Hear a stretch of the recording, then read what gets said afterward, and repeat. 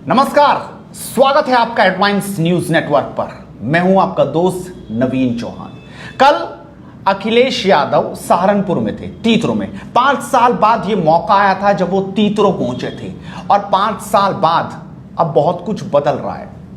नारा है, नई हवा है, नई सपा है। लेकिन इस नई सपा में क्या कुछ दिखाई दिया, आज इसी का विश्लेषण हम करेंगे कि सहारनपुर में अखिलेश यादव के आने से क्या कुछ बदला। ना सिर्फ सहारनपुर बल्कि शामली और मुजफ्फरनगर तक भी इस रैली से क्या कुछ मैसेज गया है, इसी पर बातचीत करेंगे। हमारे साथ हमारे वरिष्ठ सहयोगी विपिन चौधरी जी बने हैं, उनसे बातचीत करेंगे क्योंकि वो नब्ज जानते हैं। तीतरो हो, गंगो हो, नकुड़ हो या आसपास के तमाम जो क्षेत्र हैं, वहां सालों से इन्होंने पत्रकारिता की है, लिहाजा ये बहुत अच्छे से एक एक नेता को भी जानते हैं। तो विपिन जी, किस तरीके से आप देखते हैं, अखिलेश आए, क्या माहौल बदल गए कि माहौल अभी रह गया कुछ ना कुछ?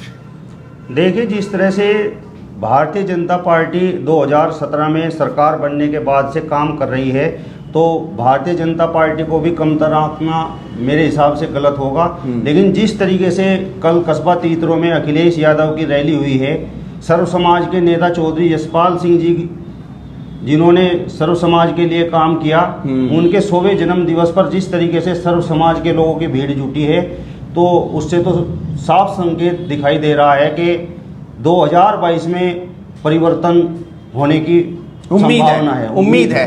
लेकिन अखिलेश यादव ने जो जगह थी या जो एरिया डिसाइड किया, आप समझ सकते हैं, सहारनपुर का तीतरो चुना, इसके पीछे भी वजह रही होगी कहीं ना कहीं एक जाति को साधने की कोशिश यहां पर कहा जा सकता है। जिस तरीके से मीर भोज को लेकर जो गुर्जर हैं वो लगातार गुस्से में नजर आए, क्या यहां पर अखिलेश यादव सफल हो पाए, आपको दिखाई देता है? क्योंकि भीड़ तो बहुत थी, लेकिन ये भीड़ वाकई वोटों में तब्दील हो पाएगी या जैसे जैसे चुनाव अभी आगे जाएगा चीज बदल जाएगी? देखिए, चौधरी यशपाल सिंह जी, जिनके जन्मदिन पर अखिलेश यादव जी तीतरो पहुंचे हैं और उन्होंने जनसभा को संबोधित किया है, तो चौधरी यशपाल सिंह जी कोई छोटा नाम तो है नहीं। चौधरी यशपाल सिंह जी 5 बार विधायक रहे हैं, 1 बार एमएलसी रहे हैं, 1 बार सांसद रहे हैं और 2 बार मिनिस्टर रहे हैं और सर्व समाज के नेता रहे हैं। तो जिस तरीके से दादरी का जो प्रकरण हुआ है, चूंकि चौधरी यशपाल सिंह जी ने गुर्जर समाज में जन्म लिया था, तो निश्चित रूप से अखिलेश यादव जी के दिमाग में वो बात रही होगी और उन्होंने यहाँ पर ये जो जनसभा की है, उन्होंने कहा भी है कि वर्तमान सरकार इतिहास मिटाने का काम कर रही है, तो निश्चित रूप से गुर्जर समाज को साधने की यहाँ पर पूरी कोशिश की गई है। एक हमने देखा कि मंच पर बहुत सारी कुर्सियां थी, कई नेताओं को वहां जगह मिली, लेकिन कई नेता नाराज भी दिखे जो हेलीपैड पर हमें बैठे दिखाई दिए। क्या ये जो मैसेज है, ये समाजवादी पार्टी को नुकसान पहुंचाएगा क्या, और कैसे? क्या ऐसी कमी रह गई विपिन जी, क्योंकि आप सब नेताओं को बहुत अच्छे से जानते हैं, क्या ऐसी कमी रह गई कि वो वहां पर जुड़ाव उनका नहीं हो पाया या उनको दूरी बन गई, उनको अपने नेता के लिए इंतजार करना पड़ गया? देखिए, इससे तो साफ तौर पर जाहिर है कि जो जनपद सहारनपुर है, यहाँ पर समाजवादी पार्टी के बीच में कहीं ना कहीं गुटबाजी है। लेकिन जिस तरीके से सपा राष्ट्रीय अध्यक्ष अखिलेश यादव ने मंच से जगपाल दास गुर्जर का नाम लिया है, लेकिन जगपाल दास गुर्जर वहां पर मौजूद नहीं है, तो आप समझ सकते हैं कि इनविटेशन निश्चित रूप से सभी के पास रहा होगा।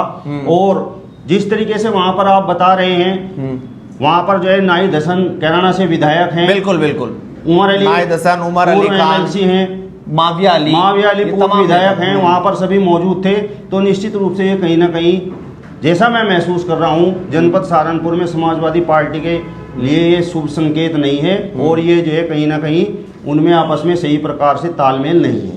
बिल्कुल, आप बात करते हैं उन नेताओं की जिन पर नजरें हैं, एक विरासत चौधरी यशपाल जी की, वो विरासत जो इंद्रसेन और रुद्रसेन के हाथों में आई, कहां कमी रह गई इस बार? ऐसा मानो लोग कह रहे हैं कि इस बार वो कोशिश में है और इस बार सफलता उनको मिल सकती है, लेकिन क्या दिखाई दे रहा है? क्या अगर मैं सिर्फ गंगो विधानसभा की बात करूं, अगर इस चौधरी परिवार की बात करूं, तो क्या इस बार आपको लगता है कुछ माहौल उनके नजदीक है या अभी चुनाव में और वक्त है और इंतजार करना पड़ेगा? देखिए, पूर्व कृषि मंत्री स्वर्गीय चौधरी यशपाल सिंह जी के 100वें जन्म दिवस पर जिस प्रकार से चौधरी रुद्रसेन और चौधरी इंद्रसेन ने पूरी रैली की कमान अपने हाथों में लेकर वहां पर सर्व समाज की भीड़ जुटाई है, तो इससे साफ अंदाजा लगाया जा सकता है कि 2022 का जो विधानसभा चुनाव है वो उनके लिए शुभ संकेत लेकर आएगा। लेकिन ये गुटबाजी, देखो गुटबाजी मैंने अभी आपको बताया है कि गुटबाजी मैं इसे नहीं कह सकता, लेकिन जिस तरीके से राष्ट्रीय अध्यक्ष ने मंच से खुले आम जगपाल दास गुर्जर का नाम लिया और वो वहां पर मौजूद नहीं थे, तो मुझे नहीं लगता कि उन्होंने किसी को इनविटेशन नहीं दिया होगा।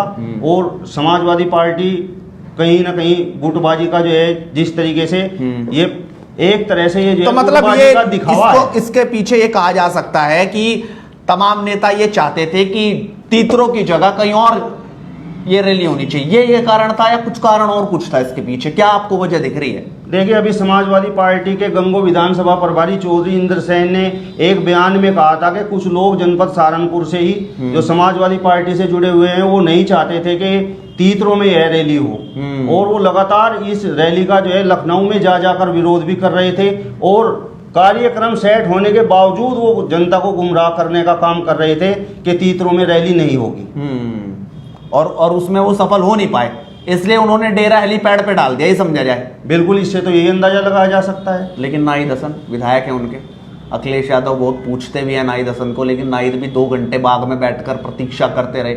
उमर अली खान, क्या मतलब ऐसा क्या हुआ कि इस बार उनको वो आए भी लेकिन वो वहाँ पहुँच नहीं पाए, कि सिर्फ वो बाग में बैठने आपको लगता आए थे, या इसके पीछे भी उनकी कोई रणनीति थी आपको लगता है? देखिए नवीन जी, इस पूरे मामले पर मैं तो बस इतना ही कहना चाहूँगा कि हो सकता है दोनों पक्षों के बीच में सही प्रकार की जो है जो अंडरस्टैंडिंग थी वो नहीं थी मेरे हिसाब से। यही अंडरस्टैंडिंग नहीं थी, बहुत बड़ी बात आपने कही कि अंडरस्टैंडिंग की कमी नेताओं में रह गई, या रैली से पहले उनको मनाने की एक जो कोशिश होनी चाहिए थी वो नहीं हुई, और इसीलिए ये सब तस्वीरें आपने देखी लगातार हेडलाइंस नेटवर्क पर और हमने आपको दिखाई। अब सवाल ये है कि एक नेता, एक दिग्गज नेता भी आप कह सकते हैं, उन पर चर्चा बहुत है, सहारनपुर का वो नाम है इमरान मसूद, जो पिछले कई महीनों से ये बात चल रही है कि वो समाजवादी पार्टी में जाने वाले हैं, वो आज जाने वाले हैं, वो कल उनकी एंट्री होने वाली है, इन सीटों पर उनकी राजी हो गई। ऐसे में इमरान मसूद का जो ये जाने वाला है, इस पर क्या विराम लग चुका है क्या इस रैली के बाद? सवाल ये है विपिन जी, आपको क्या लगता है कि अब विराम लग गया, वो कांग्रेस में ही रहेंगे, या अभी भी कुछ बार्गेनिंग हो सकती है कुछ, और बाद में इमरान मसूद एंट्री कर जाए समाजवादी पार्टी में?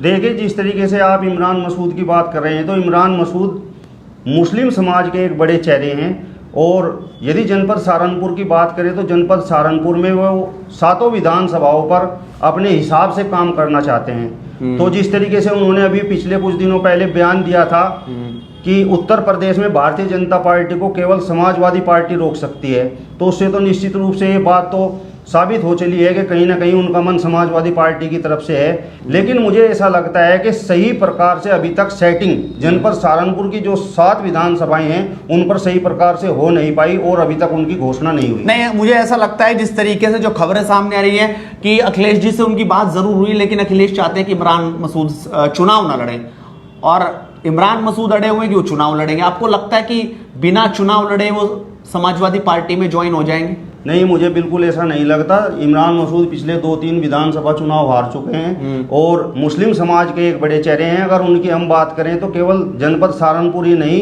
पास पड़ोस के जितने जिले हैं वहां पर भी वह मुस्लिम समाज के वोटों को प्रभावित करने का काम करते हैं। तो निश्चित रूप से बिना चुनाव लड़े तो जो है इमरान मसूद नहीं, उनकी ये भी बात हुई है कि आप 24 का चुनाव में आपको लोकसभा हम लड़ा देंगे सहारनपुर से।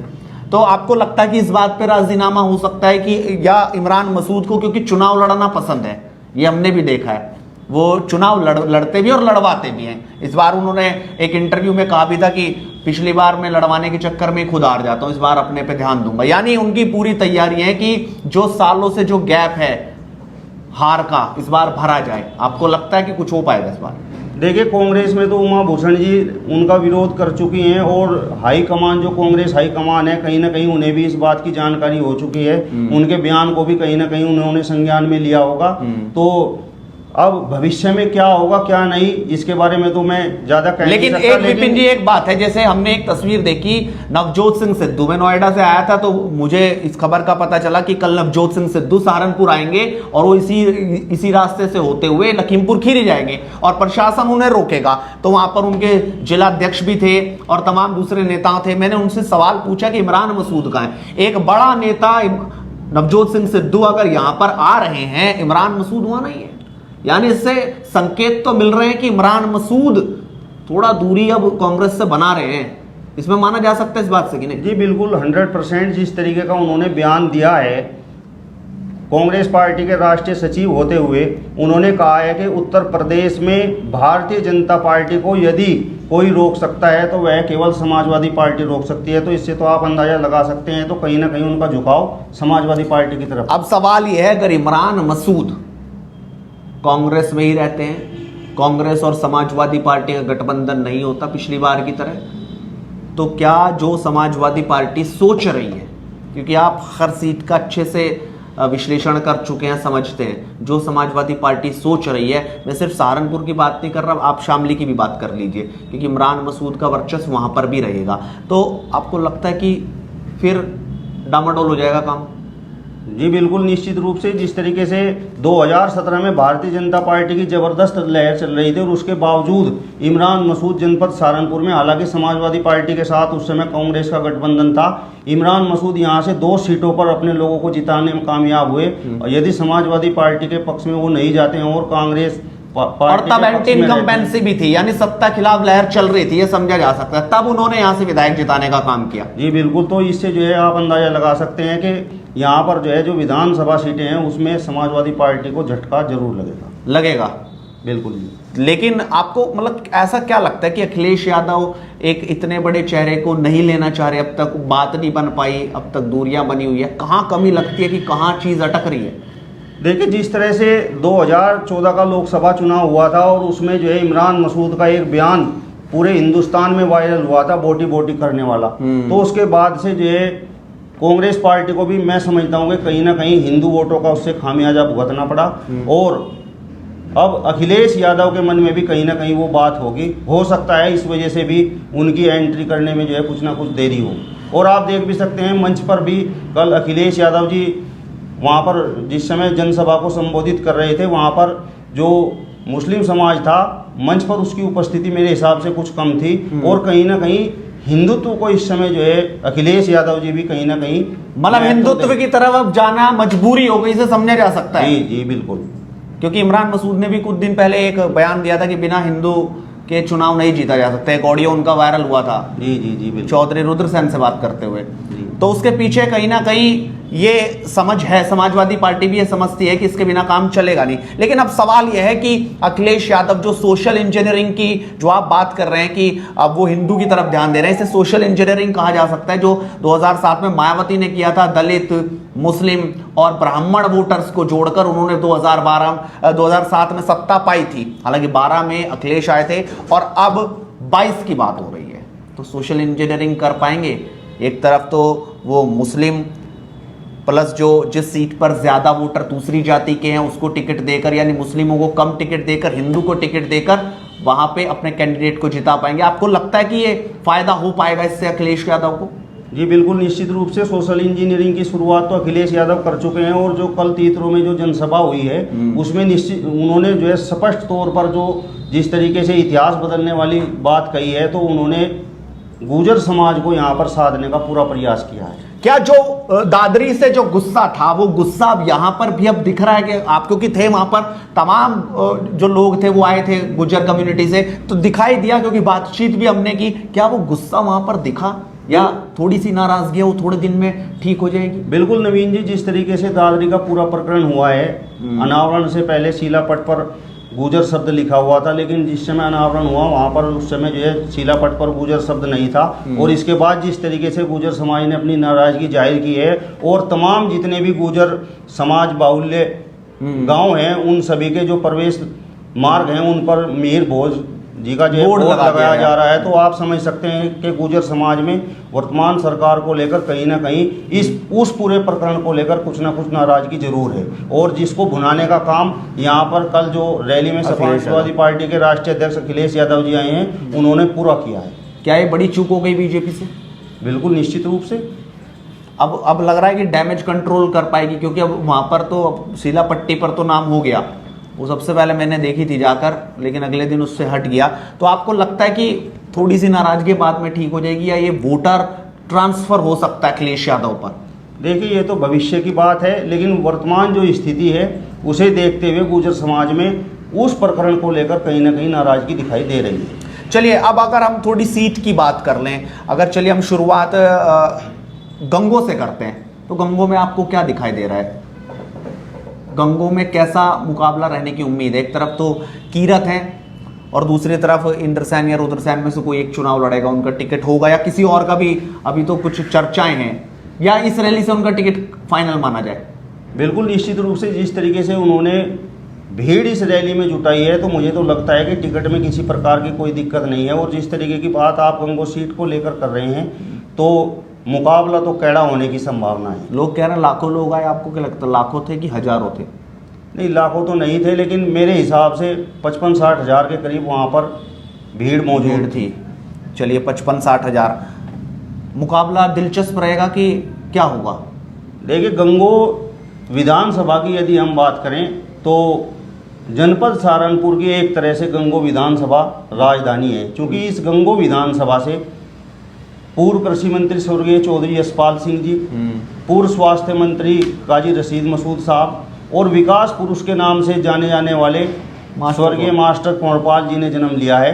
तो निश्चित रूप से यहाँ पर मुकाबला तो कैड़ा होने की संभावना है। इस चौधरी परिवार से चौधरी इंद्रसेन जी चुनाव मैदान में उतरेंगे, काजी परिवार से नोमान मसूद साहब तैयारी में हैं, और मास्टर कुंवरपाल जी के बेटे इस समय जो है वर्तमान में सांसद हैं, और उनका आशीर्वाद कहीं ना कहीं जो वर्तमान विधायक चौधरी कीरत सिंह है उनके साथ। आपको नहीं लगता कि उनमें भी कॉन्फ्लिक्ट है, उनमें भी कुछ खींचतान चल रही है कि खुश हैं सांसद साहब कीरत जी से? देखिए, जिस तरीके की बात होती है, भाजपा को एक अनुशासित पार्टी कहा जाता है, मुझे नहीं लगता कि इस प्रकार का कोई मामला है। और सांसद जी और विधायक जी मैंने कई बार जो है एक ही मंचों पर बहुत ही घुल मिलते हुए दिखाई दिए हैं, मुझे नहीं लगता कि इस प्रकार का कोई मामला है। नकुड़ में क्या दिखाई दे रहा है? धर्म सिंह सैनी लगातार वहां से जीतते आ रहे हैं, विक्ट्री बना दी उन्होंने, तो ये विक्ट्री इस बार टूट पाएगी कि नहीं? नाराजगी तो बहुत है। देखिए, राजनीति के बड़े खिलाड़ी हैं डॉक्टर धर्म सिंह सैनी, और लगातार वहाँ से चुनाव जीतते चले आ रहे हैं, तो इतना आसान तो है नहीं। लेकिन जिस तरीके से लगातार वो चुनाव जीत रहे हैं और जनता में एक विरोध के रूप में जो है जो स्वर जो है जनता के अंदर से बाहर आ रहे हैं, तो मुझे अब की बार ऐसा लगता है कि डॉक्टर धर्म सिंह सैनी के लिए इतना आसान नहीं है। लेकिन दूसरा पक्ष अब तक क्लियर नहीं है ना, वहां से किसका टिकट होगा। जगपाल दास तो भले ही अखिलेश यादव के हेलीकॉप्टर में बैठ के उड़ान भर गए, लेकिन टिकट तो अभी फाइनल नहीं है। साहिल खान अपनी दावेदारी लगातार ठोक रहे हैं, बैनर पोस्टर के जरिए वो लगातार दिखाने की कोशिश कर रहे हैं। कल भी हमने देखा कि जगह जगह उनके पोस्टर थे, बैनर थे, या पोस्टर बैनर से टिकट फाइनल होगा क्या? देखिए, पूरी स्थिति तो उस समय क्लियर होगी जिस समय जो है सभी पार्टियां अपने। आपको संभावित कौन दिख रहे हैं और सबसे ऊपर कौन दिख रहा है? देखिए, जगपाल दास की यदि हम बात करें तो जगपाल दास के पिताजी स्वर्गीय चौधरी रामशरण दास जी समाजवादी पार्टी के संस्थापक सदस्यों में रहे हैं, और मुलायम सिंह जी ने उन्हें भरपूर सम्मान दिया है। तो मुझे नहीं लगता कि जगपाल दास को कहीं ना कहीं राष्ट्रीय अध्यक्ष अखिलेश यादव जी नज़रअंदाज करने का काम करेंगे। लेकिन दावेदारी साहिल खान की भी तकड़ी है, ओमी पंवार जी की भी दावेदारी वहाँ से है, तो ये तो भविष्य की बात है। जिस तरह से अखिलेश यादव सोच रहे हैं किसी हिंदू को टिकट देने की, तो उसमें कहीं ना कहीं साहिल खान थोड़ा सा पीछे रह जाएंगे, आपको लगता है? अब ये तो भविष्य की बात है। साहिल खान भी काफ़ी मजबूती से अपनी दावेदारी कर रहे हैं और जनता के बीच में भी हैं। सबसे बड़ी बात यह है कि जनता के बीच में है, तो ये भविष्य की बात है कि किसका टिकट होगा किसका नहीं। लेकिन जिसका भी मुकाबला होगा मेरे हिसाब से वो डॉक्टर धर्म सिंह सैनी के साथ ही होगा। डॉक्टर धर्म सिंह सैनी उनका फाइनल है टिकट? लोग कयास लगा रहे हैं कि गड़बड़ है कुछ। देखिए, टिकट उन्हें मिले या ना मिले, लेकिन कई बार मुकाबला उन्हीं से होगा। मुकाबला उन्हीं से होगा, और निश्चित रूप से वो चुनाव तो हर हाल में लड़ेंगे, घर तो बैठने वाले हैं नहीं। तो मुकाबला मेरे हिसाब से उनके साथ होगा। उनके साथ होगा। देवबंद देवबंद का आपको क्या दिखाई दे रहा है? आप कई बार देवबंद जा चुके, हमने देखा था कल जो वहाँ से जो राणा हैं, कार्तिकेय राणा, वो लगातार मंच पर नजर आए, माविया अली बाहर खड़े नजर आए, उसके अलावा विधायक तो वहाँ से हैं ही कुंवर ब्रजेश, तो वो क्या दिख रहा है वहाँ पे मुकाबला आपको कैसे दिख रहा है? समाजवादी पार्टी में तो अभी कई कोशिशें हो रही हैं कि किसको टिकट। देखिए, वहाँ से समाजवादी पार्टी से कार्तिकेय राणा जी भी टिकट मांग रही हैं, शशिबाला पुंडीर जी भी मेरे हिसाब से कहीं ना कहीं लाइन में हैं, पूर्व विधायक माविया अली जी भी लाइन में हैं। तो जिस तरीके से उत्तर प्रदेश में 2017 के बाद भाजपा की सरकार बनी है 2017 में, और लगातार विकास की बात हो रही है, सबका साथ सबके विकास की बात हो रही है, तो निश्चित रूप से भाजपा को भी वहां पर कमतर आंकना सही नहीं, कमतर नहीं आंक सकते। बिल्कुल, मतलब अब जमाना बदल गया, समझा जा सकता है। चलिए, अगर सहारनपुर देहात की बात करूं तो वहां पर आपको क्या लगता है, क्या मुस्लिम कैंडिडेट वहां पर टक्कर दे पाएगा? जिस तरीके से हमने पिछली बार देखा कि मुस्लिम कैंडिडेट की जबरदस्त जीत हुई कांग्रेस से, इमरान मसूद का वर्चस्व था, इस बार ऐसा हो पाएगा कि नहीं? देखिए, वहां पर दलित और मुस्लिम वोट काफी संख्या में है, तो मेरे हिसाब से वहां पर दलित और मुस्लिमों की जुगलबंदी जिसके साथ होगी वहां पर वो जीत हासिल करने का काम करेगा। बेहट में आपको क्या दिखाई दे रहा है? उनको तो जगह नहीं मिली वहां पर। देखिए, उमर अली खान जी भी जो है लंबे समय से तैयारी में है, और महावीर राणा वहां पर भारतीय जनता पार्टी से तैयारी में है।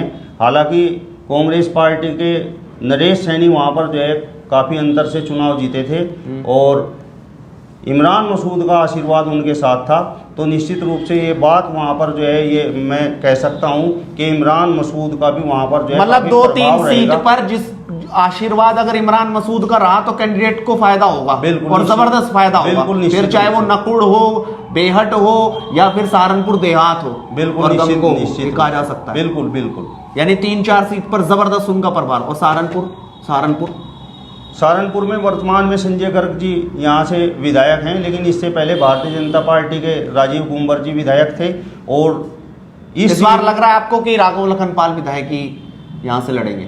लग रहा है कि उनकी दावेदारी मजबूत रहेगी? देखिए, चर्चाएं तो यहाँ पर हैं, और राघव लखनपाल जी यहाँ से पहले भी विधायक रह चुके हैं, विधायक रहते रहते वो सांसद भी बने हैं, तो निश्चित रूप से उनकी भी जो है, यदि वो दावेदारी कर रहे हैं तो वो कम नहीं है, बड़ी जो है दावेदारी है, और यहाँ पर मुकाबला जो है भाजपा से ही होगा इस सीट पर भी। रामपुर में क्या कुछ होगा, उस पर भी हर किसी की नजरें हैं। रामपुर विधानसभा पे भी आपको क्या लगता है? देखिए, देवेंद्र नीम इस बार दोबारा से आ जाएंगे या उनकी जगह कोई और आएगा, या विपक्ष में ऐसा कोई चेहरा है जो इस सीट को जीत पाएगा? देखिए, 2017 में जिस समय चुनाव हुआ था उस समय भाजपा की जबरदस्त लहर थी, और इसके बावजूद बस बहुजन समाज पार्टी से जो चुनाव लड़े थे पूर्व विधायक रविंद्र कुमार मोल्लू जी, वो काफी कम अंतर से यहाँ से चुनाव हारे थे, और ये सीट यदि रामपुर विधानसभा की हम बात करें तो निश्चित रूप से यहाँ पर जो है बसपा का ये गढ़ रही है।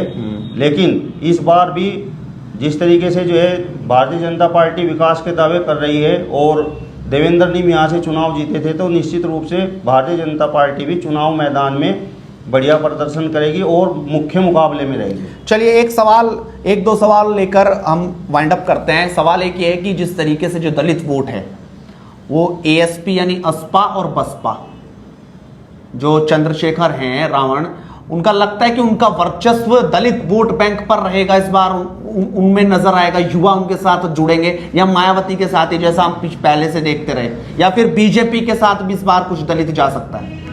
देखिए, आज़ाद समाज पार्टी के राष्ट्रीय अध्यक्ष चंद्रशेखर आज़ाद जिस तरीके से संघर्ष कर रहे हैं, तो 2022 का जो विधानसभा चुनाव होगा उसमें उन्हें फायदा तो जरूर मिलेगा, लेकिन जो दलित वोट है वो अभी भी जो है काफी संख्या में मायावती के साथ, समाज पार्टी के साथ, मायावती बीजेपी के साथ आएगा कि बना हुआ है। देखिए, अब ये तो समय बताएगा किस तरीके की बात होगी, लेकिन मुझे लगता है कि जो दलित वोट है वो बहुजन समाज पार्टी के साथ है। चलिए, असदुद्दीन ओवैसी का कुछ असर होगा यहाँ पे?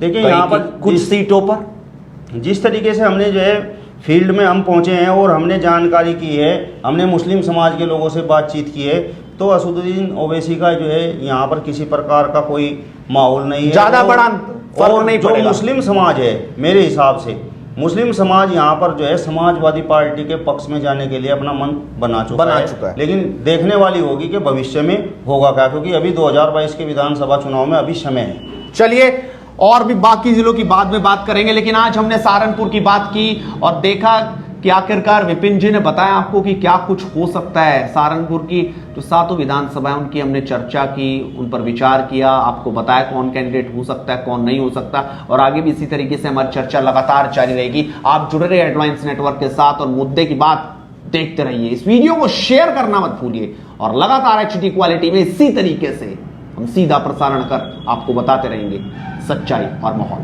नमस्कार।